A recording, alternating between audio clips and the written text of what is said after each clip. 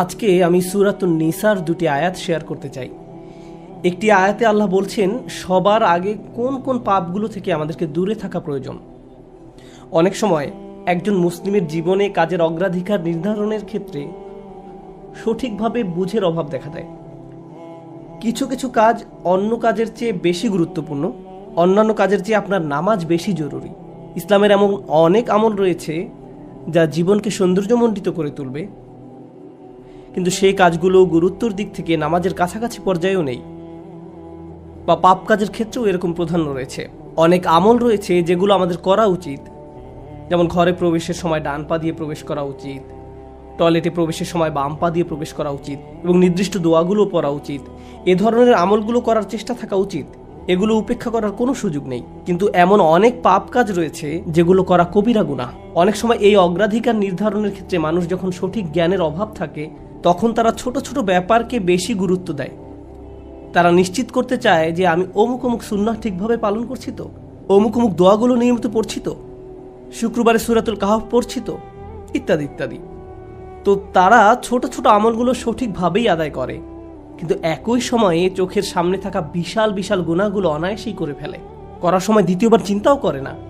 যেমন ধরুন হারাম উপার্জনের টাকা, জিনা করা, সুদ, এরকম বড় বড় গুনাহ, বিরাট বিরাট শয়তানি পাপগুলো সে অনায়াসেই করে যায়। মনে হয় যেন চোখ থাকতেও সে অন্ধ। ছোট ছোট আমলগুলো আপনি ঠিকই গুরুত্ব দিয়ে করে যাচ্ছেন, যেন মনে মনে ভালো ফিল করতে পারেন যে যাক আমি তো ধর্ম পালন করছি। এজন্যই কুরআন আমাদেরকে বিভিন্ন আমলের সঠিক অনুপাত ঠিক করে দিয়েছে। আল্লাহ এ আয়াতে বলছেন, ইনতাজতানিবু কাবাইরা মা তুনহাউনা আনহু, যদি তোমরা নিষিদ্ধ কাজের বড় বড়গুলো হতে বিরত থাকো। সুতরাং দেখা যাচ্ছে এমন অনেক বড় বড় পাপ রয়েছে যেগুলো থেকে আমাদের অবশ্যই বিরত থাকতে হবে। যদি আমরা এটা করতে পারি তাহলে ছোট ছোট পাপের ক্ষেত্রে আল্লাহ বলছেন নুকাফিরু আনকুম সাইয়্যাতিকুম, তাহলে আমি তোমাদের ছোট ছোট পাপগুলো ক্ষমা করে দেব।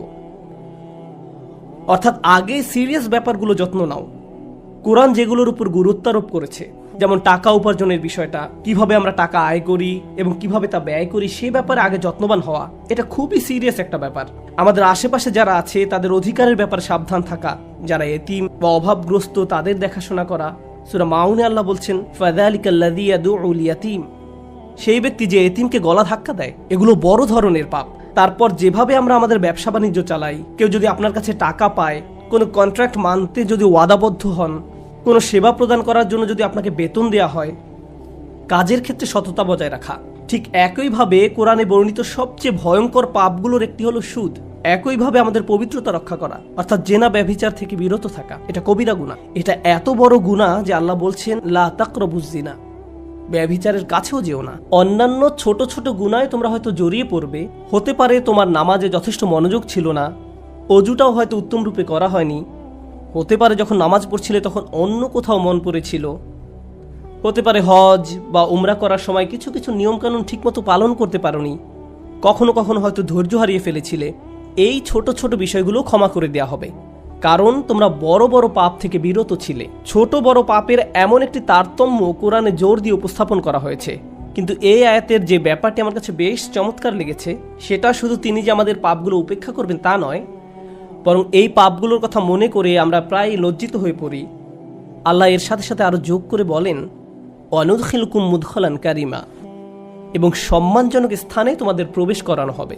অন্য কথায় ওই ছোট ছোট ত্রুটিগুলোকে উপেক্ষা করে তোমাদেরকে সম্মানিত করা হবে, মর্যাদা দেয়া হবে। আর ওই সব লজ্জাজনক ব্যাপারগুলো তোমাদের রেকর্ড থেকে মুছে ফেলা হবে। তাই যখন তোমরা আল্লাহর সামনে আসবে অপমানিত হবে না, তোমাদের সম্মানজনক স্থানে প্রবেশ করানো হবে। এই আয়াতের আরেকটি ব্যাপারও আমার কাছে বেশ চমৎকার মনে হয়েছে। এই আয়াতের পূর্বের কয়েকটি আয়াতে কিছু কিছু কবিরা গুনাহ নিয়ে কথা বলা হয়েছে, যেমন ব্যবসায় প্রতারণা করা, কাউকে অন্যায়ভাবে হত্যা করা।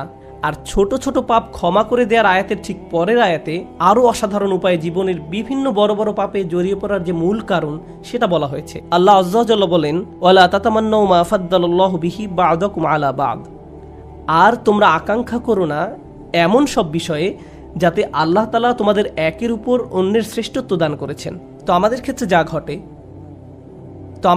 যা ঘটে যখন আমরা এমন কাউকে দেখি যে আমাদের চেয়ে বেশি টাকা উপার্জন করে, আমাদের চেয়ে তার চেহারাটাও বেশি সুন্দর, তার গাড়িটাও উত্তম, তার সাংসারিক জীবনটাও প্রশান্তির। কখনো কখনো ভাই বোনের মাঝেও এই হিংসা দেখা দেয়। যেমন আমি বলতে শুনেছি, আমার বোনের গায়ের রং আমার চেয়ে উজ্জ্বল। হিংসা বিভিন্ন প্রকৃতির হতে পারে। কারো ভালো কিছু থাকার কারণে আপনি তাকে ঈর্ষা করতে পারেন, এবং আপনার নিজের সেটা না থাকার কারণ নিয়ে সারাক্ষণ চিন্তা করতে পারেন। আর এই চিন্তা আপনাকে শেষ করে দিতে পারে। এটা ছোট বড় যে কোনো কিছুর জন্য হতে পারে। এটা বস্তুগত বিষয়, যেমন অর্থকড়ি, ঘরবাড়ির জন্য হতে পারে। আবার অবস্তুগত বিষয়, যেমন বাবার ভালোবাসা, মায়ের ভালোবাসার জন্যও হতে পারে। বাবা কেন তাকে এত ভালোবাসে, আমার প্রতি তো এত মনোযোগ দেয় না। মা সবসময় শুধু আমার দোষ দেখেন, তিনি কখনো ওর দোষ দেখেন না। মাঝে মাঝে পিতামাতার আচরণ ব্যাপারটাকে আরো জটিল করে তোলে, কারণ তারা বারবার বলতে থাকেন, কেন তুমি তোমার ভাইয়ের মতো হতে পারো না, ও কত লক্ষ্মী। তাদের এমন আচরণ পরিবারের ভিতরে আরো বেশি হিংসা তৈরি করে। আল্লাহ এখানে বলছেন, অন্যদের যা দেয়া হয়েছে তার জন্য আকাঙ্ক্ষা করো না। আপনি নিজেই তো দেখতে পান যে আপনার চেয়ে ভালো চেহারার মানুষ রয়েছে, আপনার আমার চেয়ে বুদ্ধিমান মানুষও রয়েছে, আমাদের চেয়ে বেশি টাকা কামাই করে এমন লোকজনও রয়েছে। পরিবারে এমন কেউ থাকতে পারে যে আপনার চেয়ে বেশি প্রশংসা লাভ করে।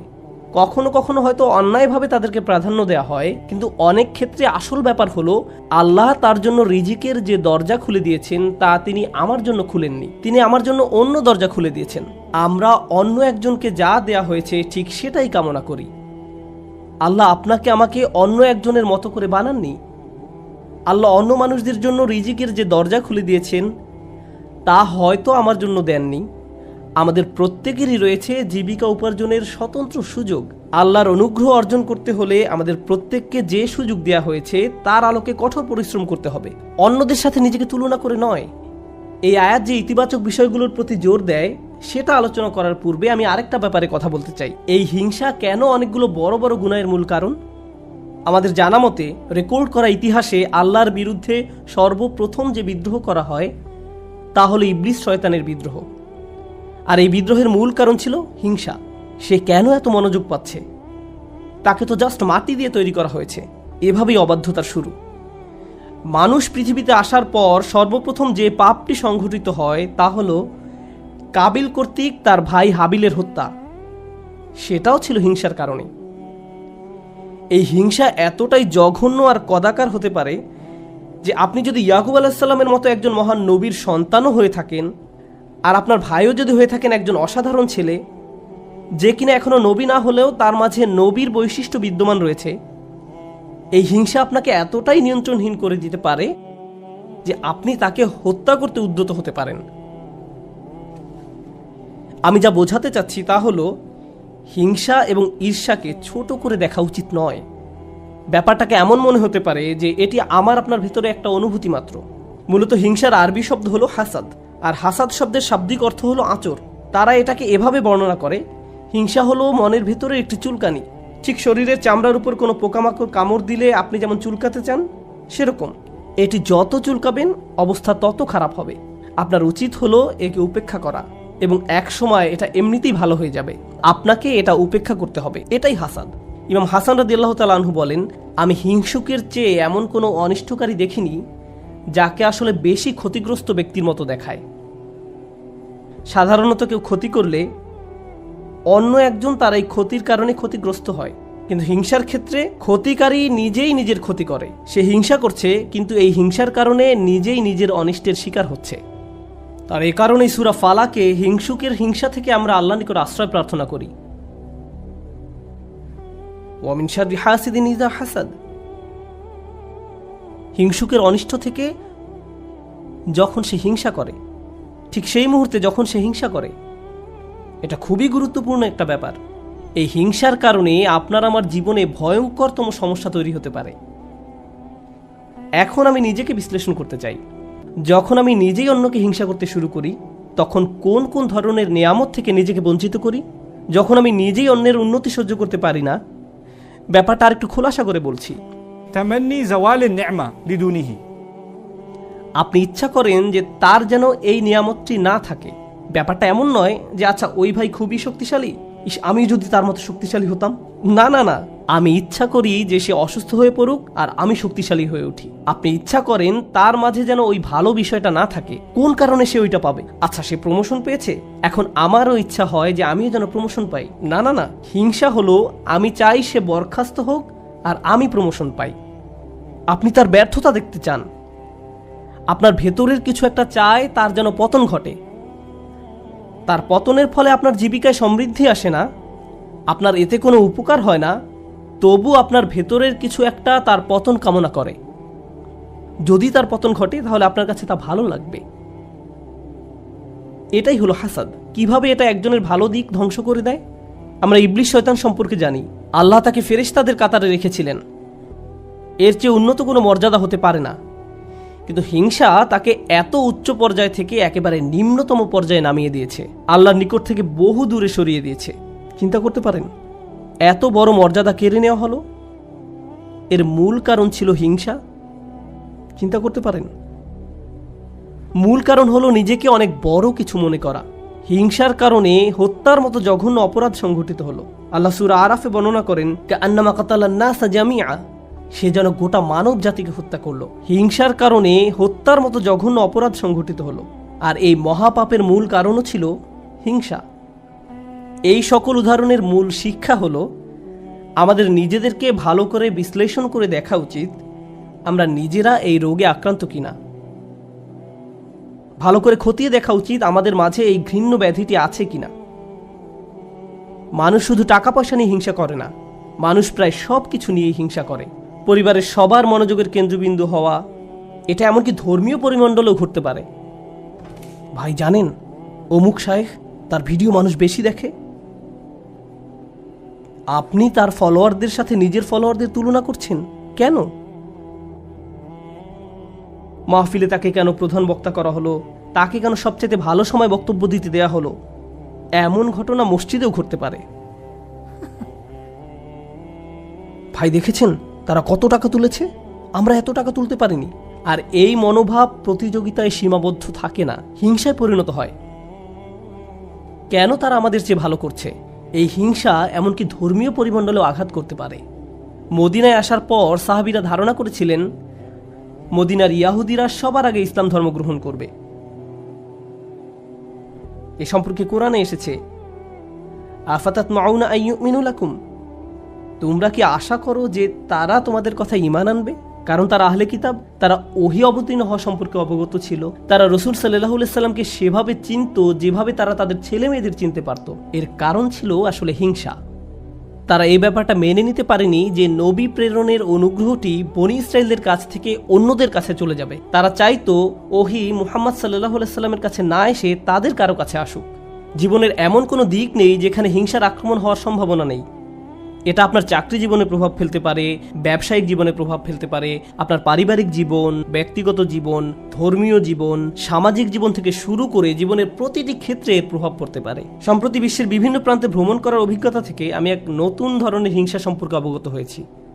অনেক বোন এসে আমার কাছে প্রশ্ন করেন, এটা বলার কারণে হয়তো আমি সমস্যায় পড়তে পারি, যাই হোক, কোরআনে কেন পুরুষদের জন্য অমুক অমুক বিধান দেয়া হয়েছে আর নারীদের জন্য সম্পূর্ণ ভিন্ন বিধান দেয়া হয়েছে? পুরুষদের কেন বোরকা পরতে হয় না? আমাকে এই প্রশ্ন করা হয়েছিল।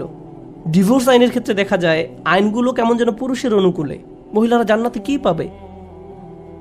আমি বলছি না যে এই প্রশ্নগুলোকে উপেক্ষা করতে হবে, কিন্তু এখানে একটা ব্যাপার আমাদের সাবধান থাকতে হবে। আমরা আল্লাহ সুবহানাহু ওয়া তাআলা সম্পর্কে কথা বলছি। তিনি যখন কোনো বিধিবিধান নাজিল করেন, এই বিধানগুলো আমি প্রবর্তন করিনি, আমি শুধু এই বিধানগুলো বোঝার চেষ্টা করেছি এবং শেখানোর চেষ্টা করছি। কিন্তু যিনি এই বিধানগুলো দিয়েছেন তিনি হলেন সবচেয়ে দয়াবান, ভালোবাসাপূর্ণ এবং সবচেয়ে ন্যায় বিচারক। যদি এই বিধান নিয়ে আপনার অন্তরে খুঁতখুঁতে ভাব থাকে এবং মনে মনে ভাবেন যে আমার মনে হচ্ছে এখানে ন্যায্য বিধান দেয়া হয়নি, এটা খুবই মারাত্মক একটি সমস্যা। এমনকি আল্লাহ সম্পর্কে এই মনোভাব যে আমাকে ঠকানো হয়েছে, আমাকে তিনি যা দিয়েছেন সেখানে ঠকিয়েছেন, আমাকে পুরোপুরি বুঝতে হবে কেন তিনি আমাকে এটা করতে বলেছেন। একটা ব্যাপারে বলছি, উদাহরণস্বরূপ কেউ যদি আমাকে জিজ্ঞেস করে কেন আল্লাহ মহিলাদেরকে পর্দা করতে বলেছেন, আমার সৎ জবাব হবে আমি জানি না। আমি নিজে নিজে চিন্তা করে হয়তো এই বিধানের কিছু উপকারী দিক তুলে ধরতে পারবো, কিন্তু এই উপকারী দিকগুলো আল্লাহ অবতীর্ণ করেননি। এই উপকারগুলো আমি চিন্তা করে বুঝতে পারলাম, আর আমার এই সাহস নেই যে আমি বলবো যে অমুক অমুক যুক্তির কারণে হিজাব পড়তে হবে, কারণ এই যুক্তিগুলো আল্লাহ অবতীর্ণ করেননি। অনেক সময় আল্লাহ কোনো বিধান নাজিল করেন কিন্তু তার পেছনের কারণ বর্ণনা করেন না। তিনি বলবেন তুমি নিজে নিজে চিন্তা করে দেখো, লাআল্লাকুম তাতাফাক্কারুন লিয়াদাব্বারু আয়াতিহি, কেন এই বিধানগুলো দেয়া হয়েছে তা তোমরা নিজেরা চিন্তা করে খুঁজে নাও। তবে একটা ব্যাপার আমি নিশ্চিত জানি, যে বিধানই তিনি অবতীর্ণ করেন না কেন তা আমাদের প্রতি তার অপার অনুগ্রহ মাত্র। আল্লাহ এই আয়াতগুলোতে কি বলছেন? উত্তরাধিকার সম্পত্তি বন্টনের বিষয় বর্ণনা করা আয়াতগুলোর পরে এসেছে। ইসলামে সবাই সমান উত্তরাধিকার সম্পত্তি পায় না, নারী এবং পুরুষ সমান সম্পত্তি পায় না। তারা মেয়ে, স্ত্রী, মা যেই হোক না কেন সমান সম্পত্তি পায় না। তাই আল্লাহ কি বলেছেন? লিররিজালি নাসিবুম মিম্মা ইকতাসাবু ওয়া লিন-নিসাই নাসিবুম মিম্মা ইকতাসাবনা, পুরুষদের জন্য রয়েছে অংশ তারা যা উপার্জন করে তা থেকে, এবং নারীদের জন্য রয়েছে অংশ যা তারা উপার্জন করে তা থেকে। এই আয়াতে মিন অর্থাৎ থেকে এই শব্দের ব্যবহারটি লক্ষ্য করার মতো। এই পৃথিবীতে যত কিছুর জন্য আপনি কাজ করেন তার সবটুকুর ফসল পাবেন না, এর থেকে একটি অংশ পাবেন আর বাকি অংশ পরে পাবেন। অথবা আপনি কাজ করেছেন কিন্তু তার কিছু অংশ সুফল পাওয়ার যোগ্য ছিল না, যেমন হয়তো আপনার নিয়ত শুদ্ধ ছিল না, কাজটা যথেষ্ট পরিশুদ্ধ ছিল না, তাই আপনি আপনার কাজের সেই অংশের মূল্য পাবেন যা মূল্য পাওয়ার যোগ্য ছিল। তাই আল্লাহ বলছেন পুরুষরা কি পাবে তার জন্য একটি মান আমি নির্ধারণ করে রেখেছি, আবার নারীরা কি পাবে তার জন্য একটি মান আমি নির্ধারণ করে রেখেছি। তারপর তিনি বলছেন ওয়াসআলুল্লাহ মিন ফাদলিহি, কুরআনের অসাধারণ একটি বাক্য। এর অর্থ হলো আর আল্লাহর কাছে তার অনুগ্রহ প্রার্থনা করো। এখানে ফাদল দ্বারা শুধু অনুগ্রহ বোঝায় না। হিংসার ক্ষেত্রে হিংসুক ব্যক্তি মনে করে অমুক আমার চেয়ে বেশি ফাদল পেয়েছে, অমুক ব্যক্তি সম্পত্তির দিক থেকে আমার চেয়ে বেশি ফাদল বা অধিক আনুকূল্য পেয়েছে, অথবা চেহারা সুরতের দিক থেকে বা সুযোগ সুবিধার দিক থেকে বেশি আনুকূল্য পেয়েছে। বাসায় কোনো মেয়েও এমনটা অনুভব করতে পারে, কারণ তার বোন বিয়ের সব প্রস্তাব পাচ্ছে কিন্তু সে পাচ্ছে না, আমার বোন আমার চেয়ে বেশি ফাদল পেয়েছে। আল্লাহ বলছেন যদি তুমি ফাদল পেতে চাও তাহলে আল্লাহর অন্য কোনো সৃষ্টির চেয়ে বেশি চাওয়ার পরিবর্তে সরাসরি আল্লাহর কাছ থেকে নিজের জন্য ফাদল চাও। নিজেকে অন্যদের সাথে তুলনা করা বন্ধ করো, বরং আল্লাহর নিকট থেকে তুমি নিজের জন্য কি পেতে পারো তার দিকে মনোযোগ দাও। মনে মনে ধরে নাও যে আশেপাশে কারো কোনো অস্তিত্ব নেই, অন্যদের কি আছে সে সম্বন্ধে চিন্তা ভাবনা করা বন্ধ করো। মনের উপর যদি এরূপ নিয়ন্ত্রণ প্রতিষ্ঠা করতে পারেন তাহলে খুবই সুখী জীবনযাপন করতে পারবেন। যদি কখনো এমনটা হয় যে তুমি ক্লাসে বসে আছো, স্যারের বক্তব্য শুনতে পাচ্ছ কিন্তু কিছুই বুঝতে পারছো না, মনে মনে ভাবছো আমি জানি না আমি কোন স্বর্গে বাস করছি, কিন্তু তোমার পাশের ছেলে বা মেয়েটি প্রতিবার হাত তুলে স্যারের প্রত্যেকটা প্রশ্নের জবাব দিচ্ছে আর তোমার মন বিষিয়ে উঠছে। মনে মনে ভাবছো যদি মেয়েটাকে কষে একটা চড় দিতে পারতাম, আমি তাকে সহ্য করতে পারছি না, কারণ সে সব প্রশ্নের উত্তর দিচ্ছে। তোমার সকল মনোযোগের কেন্দ্রবিন্দুতে এমন একজন যে তোমার চেয়ে বেশি বুদ্ধিমান, যে স্যারের প্রিয় ছাত্র, যে সকলের মনোযোগ পাচ্ছে, যার কারণে তোমার নিজেকে খারাপ ছাত্র মনে হয় বা যার কারণে তারা তোমাকে লজ্জা দিচ্ছে। কিন্তু একটা ব্যাপার কি তুমি খেয়াল করেছো? তুমি সেখানে বসে আছো শুধু তুমি এবং শিক্ষক। তুমি এখানে এসেছো শিখতে, অন্যের দোষ না দিয়ে তোমার উচিত নিজেকে দোষ দেয়া। হায় হায় আমি আমার মনোযোগ হারিয়ে ফেলেছি। নিজের কাছে ব্যাখ্যা দাবি করো কেন তুমি মনোযোগ হারালে। প্রশ্ন করতে গিয়ে লজ্জা অনুভব করো না। তুমি এখানে এসেছো নিজের উন্নতি সাধন করতে, অন্যদেরকে নিজের মূল্য বোঝাতে নয়। তুমি এই জন্য শিখতে আসোনি। একই কথা প্রযোজ্য চাকরির জায়গায়, পরিবারের। অন্য কাউকে বেশি দাম দেওয়া হচ্ছে বলে আপনি নিজেকে গুটিয়ে ফেলবেন না। যদি কোনো অন্যায় করা হয় আপনি কথা বলুন, কোনো কিছু যদি বলার থাকে বলুন। যদি কোনো কিছু আপনাকে বিরক্ত করে ভেতরে ভেতরে জ্বলবেন না এবং এটাকে বড় হতে দিবেন না, নিজের ভেতরে ঘৃণা তৈরি হতে দিবেন না। আমরা আল্লাহর নিকট যে দোয়াগুলো করি তার একটি হলো ওয়ালা তাজআল ফি কুলুবিনা গিল্লাল লিল্লাযিনা আমানু, ঈমানদারদের বিরুদ্ধে আমাদের অন্তরে কোনো বিদ্বেষ রেখো না। যখন আমরা কিয়ামতের দিন তার সামনে দণ্ডায়মান হব তখন যেন আমাদের অন্তরে ঈমানদারদের বিরুদ্ধে কোনো গিল বা খারাপ অনুভূতি না থাকে। আমরা দুনিয়াতেও এটা চাই না, আর জান্নাতে আল্লাহ আমাদের থেকে তা দূরে রাখুন। তাই এই ব্যাপারটা পার্থিব জীবনে ঘটতে পারে। এমন হতে পারে যে কারো বিরুদ্ধে আপনার অন্তরে হিংসার মনোভাব তৈরি হচ্ছে, ও সে তো এই পজিশন পাওয়ার যোগ্য নয়, সে তো অমুক কাজ করার যোগ্য নয়। আপনার অন্তরে যদি এমন অনুভূতি তৈরি না হয় তাহলে সেটা খুবই ভালো। কিন্তু অনেক মানুষ আছে যারা এভাবে চিন্তা করে ওই লোক আমার চেয়ে অনেক বেশি বেতন পায়, সে কেন আমার চেয়ে বেশি বেতন পাবে? তারা কত টাকা বেতন পায় বা না পায় তার সাথে আপনার সম্পর্ক কি? আপনি কি করেন? আপনি কি অর্জন করেছেন? আপনার যদি মনে হয় যে আপনার আরো বেশি বেতন পাওয়া উচিত, তাহলে ব্যাপারটা যথাযথ কর্তৃপক্ষকে বলুন। ওয়াসআলুল্লাহ মিন ফাদলিহ, আল্লাহর কাছে তাঁর অনুগ্রহ প্রার্থনা করুন। ইন্নাল্লাহা কানা বিকুল্লি শাইইন আলিমা, নিঃসন্দেহে আল্লাহ তাআলা সর্ববিষয়ে জ্ঞাত। যখন আমরা অন্যের সাথে নিজেকে তুলনা বন্ধ করব, যখন পুরুষ বা নারী হিসাবে কি পেলাম বা কি পেলাম না এসব নিয়ে চিন্তা করা বন্ধ করব, অমুক অমুক ব্যক্তির কারণে আমি পেছনে পড়ে আছি এমন চিন্তা করা বন্ধ করব, আপনার এবং আল্লাহর মাঝে আর কেউ নেই। যদি কোনো বিষয়ে অগ্রগতি অর্জন করতে চান, সরাসরি আল্লাহকে বলুন ওয়াসআলুল্লাহ মিন ফাদলিহি। অন্যথায় সারা জীবন ধরে কেবল অন্যের বিরুদ্ধে অভিযোগই করে যেতে পারবেন। কিভাবে তারা আপনার প্রতি অন্যায় করেছে, কিভাবে তারা আপনাকে সুযোগ থেকে বঞ্চিত করেছে, কিভাবে সবাই পেয়েছে কিন্তু আপনি পাননি। আর এভাবে অভিযোগ করলে আপনার জীবন তো দুর্দশাগ্রস্ত হবেই, আপনার কারণে আপনার আশেপাশের মানুষের জীবনও দুর্বিষহ হয়ে পড়বে। এই আয়াতটি নিয়ে সর্বশেষ যা শেয়ার করতে চাই, বিশেষ করে যখন আমরা তেলাওয়াত করি ওয়া মিন শাররি হাসিদিন ইযা হাসাদ, এখানে ইযা শব্দটির দিকে বিশেষ মনোযোগ দিন। কেউ কেউ বলেন এখানে হাসাদকে বর্ণনা করা হয়েছে একটি গুণ হিসেবে, শুধুমাত্র শব্দগতভাবে ইসমে ফাইল হিসেবে নয়, বরং একজন মানুষের একটি খারাপ গুণ হিসেবে, অর্থাৎ এমন ব্যক্তি যার মাঝে হিংসার প্রবণতা আছে। কিন্তু ইজা শব্দটি একটি বিষয়ের প্রতি বিশেষ ইঙ্গিত করে।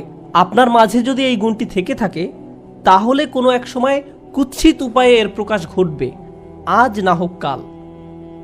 খারাপ কিছু একটা আপনি করে বসবেন, কারণ আপনার মাঝে খারাপ গুণটি আছে। আপনি নিজেও হাসিদ হতে চান না, হিংসুক হতে চান না। আবার যারা হিংসা করে তাদের অনিষ্ট থেকে বাঁচতে চান। আমরা দোয়া করি আল্লাহ যেন আমাদেরকে হিংসুক হওয়া থেকে রক্ষা করেন, এবং যারা আমাদের বিরুদ্ধে হিংসা করে তাদের অনিষ্ট থেকেও যেন রক্ষা করেন। আল্লাহ যেন আমাদের ভালো কাজগুলোকে নষ্ট হওয়া থেকে রক্ষা করেন। আমরা জানি রাসূল সাল্লাল্লাহু আলাইহি সাল্লাম বলেছেন, আগুন যেমন শুকনো কাঠ জ্বালিয়ে ফেলে, তেমনি হিংসাও একজন ব্যক্তির ভালো কাজগুলোকে জ্বালিয়ে দেয়। কেন তিনি এমনটি বলেছেন? কারণ যখন আপনার মাঝে হিংসা দেখা দেয়, তখন আপনার পক্ষে কৃতজ্ঞ হওয়া অসম্ভব। কারণ যখন হিংসা করেন তখন আপনার কি নেই কেবল তা নিয়েই আপনি চিন্তা করেন। আর আল্লাহর সাথে আমাদের সম্পর্ক নির্ভর করে একটি বিষয়ের উপর, তা হলো আমাদের কি কি আছে তা সব সময় স্বীকার করে যাওয়া। এভাবেই আমরা আল্লাহর প্রতি কৃতজ্ঞ হয়ে উঠি। যদি আপনার অন্তরে হিংসার বসবাস থাকে, তাহলে কোনোভাবেই আপনার পক্ষে আবদান শাকুরা অর্থাৎ আল্লাহর কৃতজ্ঞ বান্দা হওয়া সম্ভব নয়। আল্লাহ আযজা ওয়া জাল্লা আমাদের অন্তর থেকে হিংসা দূর করে দিন, আমাদেরকে সত্যিকার অর্থে কৃতজ্ঞ বান্দা বানিয়ে দিন। আল্লাহ সঠিকভাবে তার অনুগ্রহ চাওয়ার মতো তৌফিক দান করুন এবং আমাদের জীবনকে আরও সুন্দর করে দিন। বারাকাল্লাহু লি ওয়া লাকুম ফিল কুরআনিল হাকিম ওয়া নাফা'নি ওয়া ইয়্যাকুম বিল আয়াতি ওয়াজ যিকরিল হাকিম।